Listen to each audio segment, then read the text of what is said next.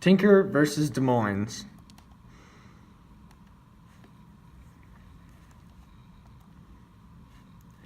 This court case was decided on February 24th, 1969, in the United States Supreme Court after starting in Des Moines, Iowa. This case was between the Tinker family and the Des Moines independent school system. The case was started because a few students decided to wear black armbands to school in protest of the Vietnam War.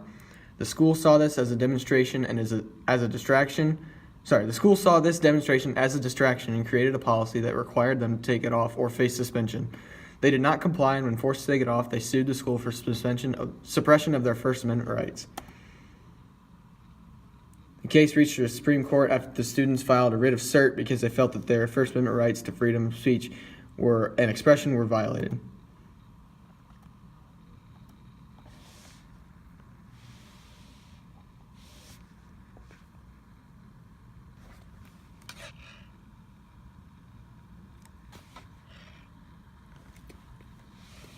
Old insurance kinda sucks, but lemonade is different.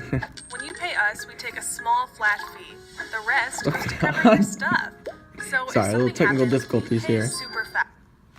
Okay, there you go. By 1965, when the Vietnam War was building up, there had been about 1,000 U.S. soldiers killed that Christmas. Every night on the news, there would be a body count by Walter Cronkite, the reporter, and it was very upsetting for us kids.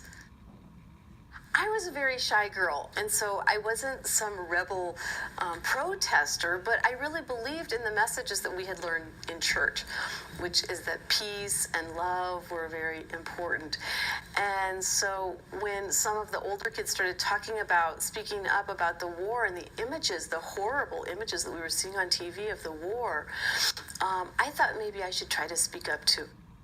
When the older kids just decided to wear simple black armbands to school like this, and they said, come on, we can do this. So I thought, well, maybe I will try. And so that's how I got involved with this very small action that turned into a very big case at the Supreme Court.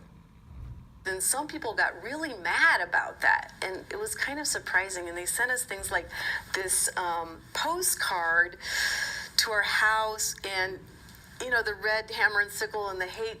They would try to say that we were communists, and my mother always said, we're not communists, we're Methodists. But people threatened to bomb our house. People called and this woman called and said that she was going to kill me.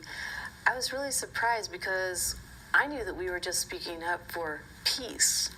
I had no idea that our small action would lead to the Supreme Court.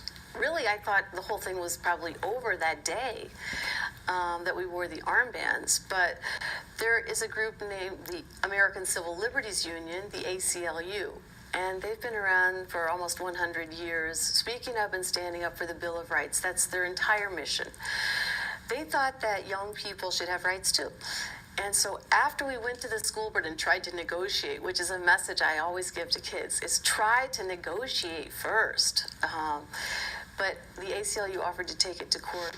And so when we appealed the case to the Supreme Court, when the ACLU did, the case was accepted by the Supreme Court, and it was heard there, and we won by 7-2 in 1969.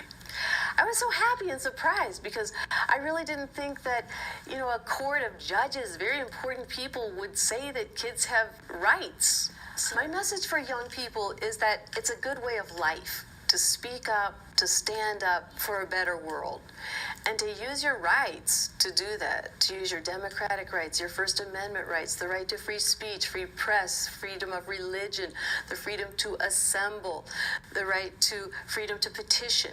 You can use all of these rights to make a better world by knowing what's going on in the world and speaking up about it, and then doing something that young people are especially geared to, which is taking action.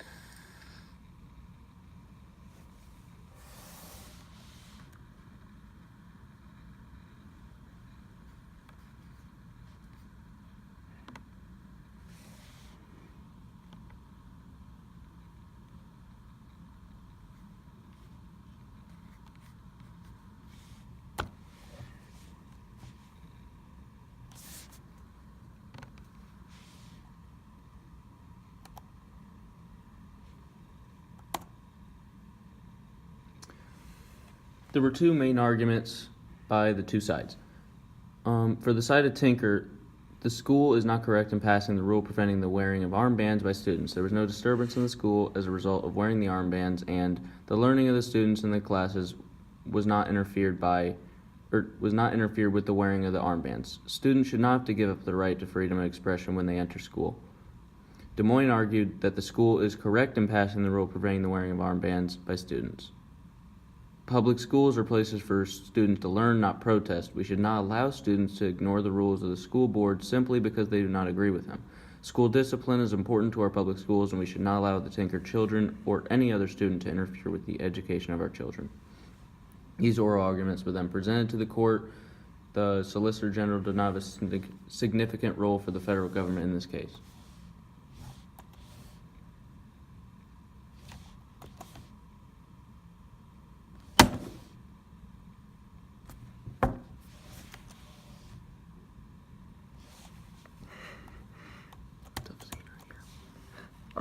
Sorry, more.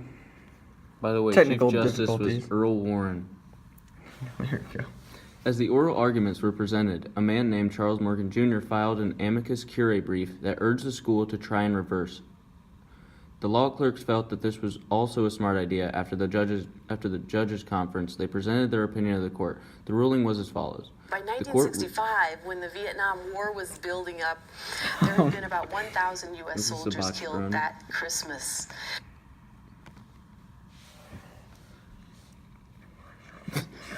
What happened? The court ruled 7-2 in favor of Tinker, saying that students do not shed their constitutional rights to freedom of speech or expression at the schoolhouse gate. There were other opinions. So one of the concurring opinions came from Byron R. White, and he said that the opinion makes a distinction between free speech through words and free speech through actions. There was also a dissenting opinion from Justice Hugo L. Black, where he argued that the First Amendment right of free speech does not allow anyone to express any opinion at any time. Why this is a landmark case.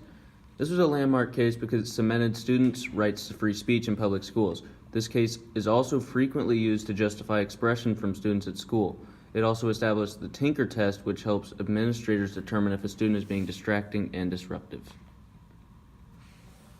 Thank you very much. Have a great day.